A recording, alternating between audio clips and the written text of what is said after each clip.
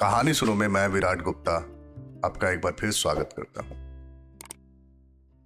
आज की कहानी है कर्मों की दौलत, जो मुझे कहीं पढ़ते हुए मिली थी। मैं नहीं जानता इसे किसने लिखा है, पर मुझे बहुत पसंद आई थी।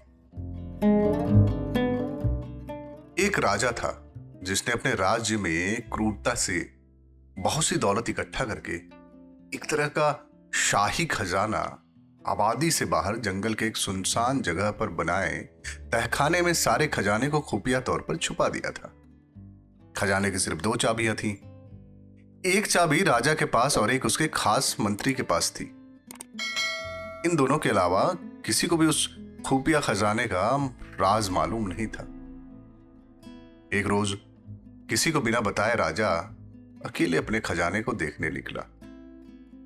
तहखाने का दरवाजा खोलकर अंदर दाखिल हो गया और अपने खजाने को देख देख कर खुश हो रहा था और खजाने की चमक से सुकून पा रहा था।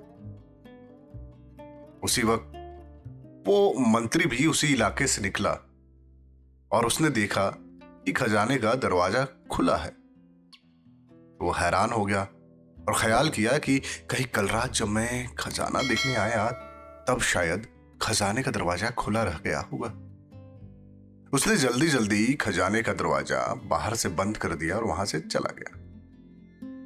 उधर खजाने को निहारने के बाद राजा जब संतुष्ट हुआ और दरवाजे के पास आया तो ये क्या, दरवाजा तो बाहर से बंद हो गया था।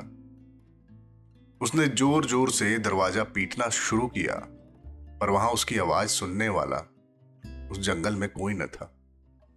राजा चिल्लाता रहा पर अफसोस कोई ना आया।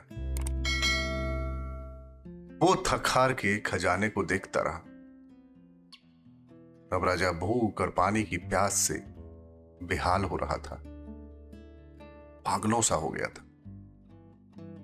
वो रेंगता रेंगता हीरो के संदूक के पास गया और बोला, ए दुनिया के नायाब हीरो, मुझे एक गिलास पानी दे दो। पर उसे कुछ ना मिला। फिर मोती सोने चांदी के पास गया और बोला, ए मोती चांदी सोने के खजाने, मुझे एक वक्त का खाना दे दो।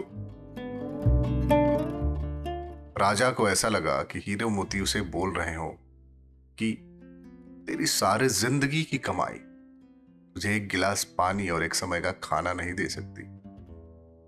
राजा भूख से बेहोश होके गिर गया। तब राजा को होश आया कि सारे मोती हीरे बिखेर के दीवार के पास अपना बिस्तर बनाया और उस पर लेट गया।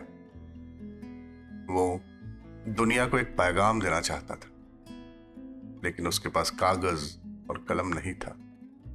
राजा ने पत्थर से अपनी उंगली फोड़ी और बहते हुए खून से दीवार पर कुछ लिख दिया।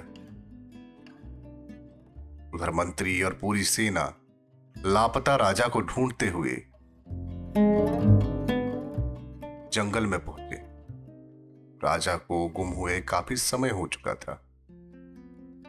बहुत दिनों तक राजा ना मिला तो मंत्री राजा के खजाने को देखने आया। जब दरवाजा खोला तो उसने देखा कि राजा हीरे जवाहरात के बिस्तर पर मरा पड़ा है और उसकी लाश को कीड़े मकोड़े खा रहे थे।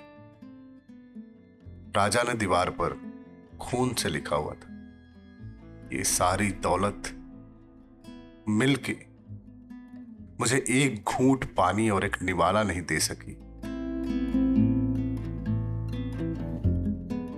दोस्तों, यही अंतिम सच है।